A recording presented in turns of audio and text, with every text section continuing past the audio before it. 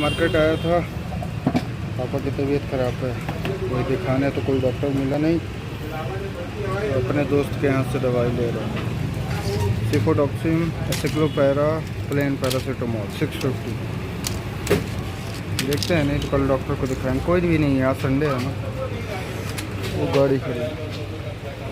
अभी घर आ चुका हूँ, जस्ट अभी गाड़ी खड़ी कर रहा हूँ और दूंगा आज दवाई। देखता हूँ क्या असर होता है, नहीं तो कल डॉक्टर को दिखाऊंगा।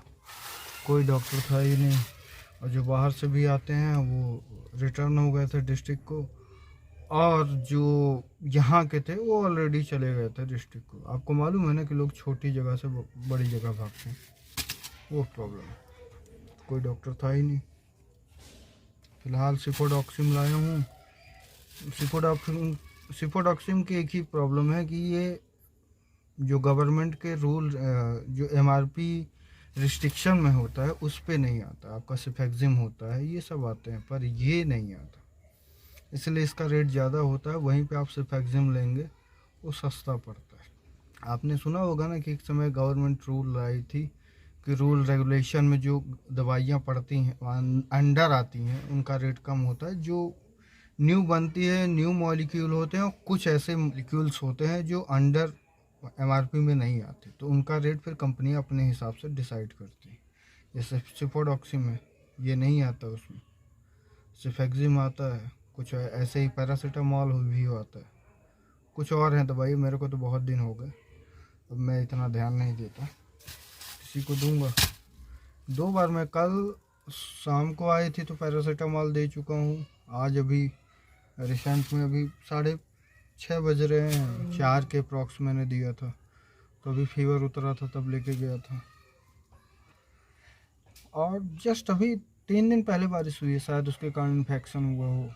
पूरे पैथोलॉजी बंद थे कि चलो हो गया, कम से कम ब्लड टेस्ट तो करा लेते, कि चाहे वो टाइफाइड का हो, चाहे वो पीलिया का वो भी नहीं करा सके। मलेरिया नहीं था, क्योंकि हो भी सकता है क्योंकि हल्का सा शरीर में दर्द हो, पर चांसेस बहुत कम थे।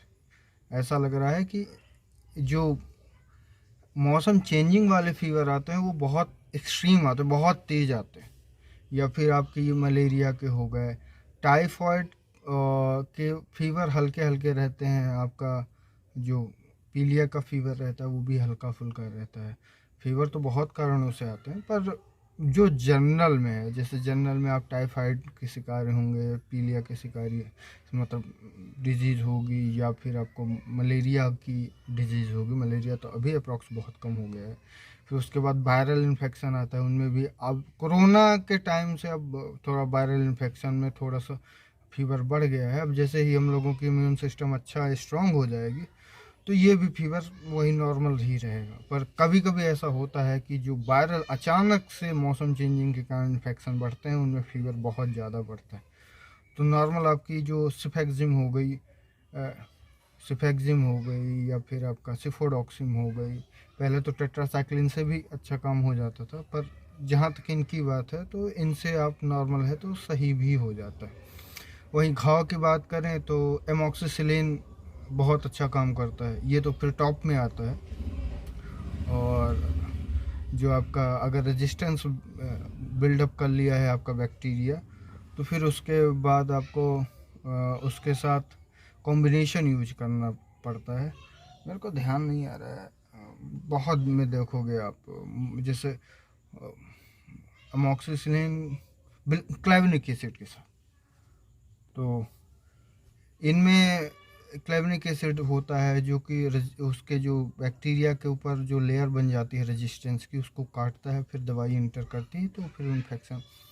ये जब भी बड़े घाव होते हैं तो पिपरासिलिन हो गया, एमोक्सिसिलिन हो गया, टेट्रासाइक्लिन तो अब लगभग बंद हो गया क्योंकि वो थोड़ा सा नुकसान करते थे। वहीं पे बच्चों पे भी एमोक्सिसिलिन, सिफोडॉक्सिम भी बहुत अच्छा काम करता है, चाहे वो 100 हो, सिफेक्जिम भी 100। और तो इन चीज़ों की, अब आप दवाई के बारे में ज़्यादा नहीं जानते हो तो आपको मालूम नहीं होगा, और फिर भी ये एंटीबायोटिक्स हैं। जैसे दस्त में आपका सबसे अच्छा काम करता है, इतना पुराना मॉलिक्यूल है मेट्रोडेनाजोल, पर आज भी वो बहुत अच्छा काम करता है। इवन बहुत छोटी छोटी गोलियां भी आप में काम कर जाती हैं, जैसे डिसेंट्री या डायरिया, जिसको दस्त या डिसेंट्री हो जाता है, कब्ज़ हो जाता है, उनके लिए बहुत अच्छा है, इन्फेक्शन के कारण अगर होता है। अब तो मॉलिक्यूल्स नए आ गए हैं, लैक्टो एसिड बेसिलस आ गया है, एंजाइम्स आ गए हैं जो आप 50-50 60-60 रुपए के एम्पूल से यूज करते हो। उनमें कॉन्सेंट्रेट रहता है, वो बच्चों में 3 बार, एडल्ट में 1 बार, वो वजन के हिसाब से दिया जाता है। बहुत सारी चीज़ें हैं, बल्कि उतना अच्छा आपका नॉर्फ्लॉक्स नहीं काम करता है, और ट्रेंडाजोल होता है वो भी इतना अच्छा काम नहीं करता। पर नॉर्फ्लॉक्स, ओफ्लॉक्सासिन ये पेट के लिए बहुत अच्छे होते हैं। अगर स्टमक में कोई प्रॉब्लम है तो ये एंटीबायोटिक बहुत, इवन ओफ्लॉक्सासिन आपका यूटीआई, यूरिन ट्रैक्ट इन्फेक्शन में भी बहुत अच्छा काम करता है। अगर पेट में कोई इन्फेक्शन होता है तो जनरली आप देखोगे डॉक्टर्स आपको यूटीआई इन्फेक्शन में, नॉर्मल इन्फेक्शन है तो आपको ओफ्लॉक्सासिन देता है। और सबसे अच्छी ड्रग जब हम लोग पढ़ते थे उस टाइम पे सबसे सस्ती सबसे अच्छी ड्रग थी, अब तो बहुत कम यूज हो गया है उसका, क्या नाम है उसका, ध्यान से निकल रहा है, वो बहुत अच्छी ड्रग थी। 7-5-6 रुपए की एक टेबलेट आती थी, वो यूनिवर्सल थी, जैसे सिफोडॉक्सिम हो गया, एमोक्सिसिलिन हो गया, और सस्ती भी थी। और इसी में आप जब गांव देहात में चले जाओगे तो डेक्सामेथासोन, एंटी एलर्जी की स्टेरॉइड्स होते हैं, इनका यूज किया जाता है। ये चीज़ें ये मैं एज ए फार्मासिस्ट बता रहा हूँ, ऐसा नहीं है कि आप अगर डॉक्टर नहीं हो, मतलब अगर आप अकेले हो तो आप इन दवाइयों को यूज़ करो, डॉक्टर से कंसल्टेट कीजिए, देन वो जो दवाई लिखेगा वो आपको देनी पड़ेगी। फार्मासिस्ट, एज ए फार्मासिस्ट मैं बता रहा हूँ कि कौन से ड्रग में कौन सी दवाइयाँ आपको यूज में आती हैं। जैसे आपका अगर आपका फेफड़े में इन्फेक्शन हो गया है, जैसे आपको खांसी है, आपको सर्दी है, जुकाम है, तो उनमें सबसे अच्छा काम करता है एजिथ्रोमाइसिन। इसके सबसे टॉप ब्रांड हैं एजिथ्रॉल हो गया और एजीवॉक हो गया, ये बहुत बड़े ब्रांड हैं। वैसे ही आप अगर बात ही कर रहे हैं तो दर्द में आपका एसिक्लोफिनेक, डाइक्लोफिनेक, ट्रामाडोल, ये बहुत अच्छे पेन किलर होते हैं। पर एसिक्लो में एक प्रॉब्लम है, डाइक्लो में एक प्रॉब्लम है कि ये एसिड ज़्यादा बनाते हैं तो गैस बनती है, तो आपको फिर पेंटप्राजोल या फिर इन दवाइयों का यूज करना पड़ता है। ये अल्फा इन्वेटर होते हैं जो गैस या एसिड जो निकलता है उसको कम करते हैं। तो यही था, और कुछ छूट तो नहीं रहा है, मैं बता देता आपको जब बात ही हो रही। तब ये ड्रग के बारे में जाने आप लोग भी, पर ऐसा नहीं है कि आप खुद ही करने लगे। और एक चीज़ और बता दूं, जो डॉक्टर्स आपको करते हैं, ट्रीटमेंट करते हैं, अगर मैंने बोल दिया कि ओफ्लॉक्सासिन पेट में काम करता है तो ये ज़रूरी नहीं है कि दूसरी जगह पे वो काम नहीं करेगा, करेगा पर कम करेगा। पर कुछ ऐसे कॉम्बिनेशन होते हैं जो बहुत अच्छा काम करते हैं। जैसे इन्फेक्शन अगर है या कट है या घाव है, वहाँ पे लोग एजिथ्रोमाइसिन भी देते हैं। मैंने कह दिया कि फेफड़े के इन्फेक्शन में है तो एजिथ्रोमाइसिन दें, ऐसा ज़रूरी नहीं है। कुछ ड्रग्स और जगह पे भी काम करते हैं। तो डॉक्टर के एक्सपीरियंस पे है कि उसका कौन सा एंटीबायोटिक पे कितना ज़्यादा ट्रस्ट है और कौन सा एंटीबायोटिक को देना प्रेफर करता है। एंटीबायोटिक में किसी भी मॉलिक्यूल्स की अगर मैं बात करूँ, और कुछ तो नहीं छूट गया। जनरली हम लोग क्या होता है, या तो डिसेंट्री डायरिया होगा, वो मैंने बता दिया, फेफड़ा हो गया, मतलब सर्दी जुकाम वायरल इन्फेक्शन, ये हो गया, और आपका ये टाइफाइड हो गया, मलेरिया हो गया, ये जनरल बुखार हो गया, इन्फेक्शन हो गया। हाँ जी, एक चीज़ और है, वायरल इन्फेक्शन आप एंटीबायोटिक दोगे तो वायरल के कारण जो बैक्टीरिया पनपते हैं उनमें इन्फेक्शन कम होने, उनको मार देता है, जिससे इन्फेक्शन कम होते हैं, थोड़ा बहुत रिलीफ होता है। वायरल के लिए जो ड्रग्स बनी है वो 700-800 रुपये की एक टेबलेट है। तो जनरली हमारा इम्यून सिस्टम इतना स्ट्रांग होता है कि लोग, डॉक्टर्स या अपन लोग भी नॉर्मल पैरासीटामॉल या फिर कॉम्बिनेशन में पेन किलर और पैरासीटामॉल के कॉम्बिनेशन में एक्सेप्ट कर लेते हैं, मतलब धीरे धीरे खिला के उनको ठीक कर दिया जाता है। ये आपका दर्द बुखार का एसिक्लोपैरासीटामॉल है, ये एंटीबायोटिक सिफोडॉक्स, हाँ कुछ देर में। अच्छा, कुछ लोगों का कंसर्न होता है एसिक्लोफिनाक पैरासीटामॉल।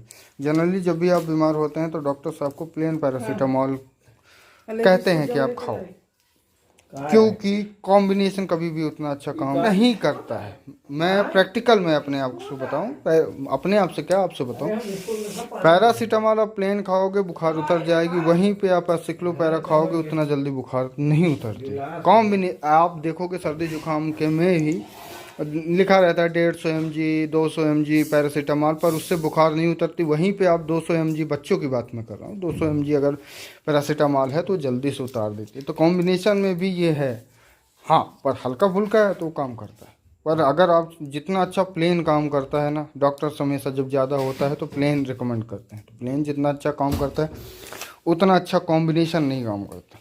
एक छूट गया, वॉमिटिंग के लिए आपका डोमपेराडोन यूज होता है। गैस के लिए तो मैंने बता दिया, पेंटाप्राजोल आजकल बहुत सारा कॉम्बिनेशन आ रहा है, बहुत ज़्यादा कैप्सूल में तो, और वो काम भी करता है बहुत अच्छा। पेंटाप्राजोल पेंटॉप में ही कुछ आता है एल करके, 16 मेरे ख्याल से अब तो 20 के ऊपर हो गई होगी कैप्सूल, बहुत अच्छा वो काम करती है।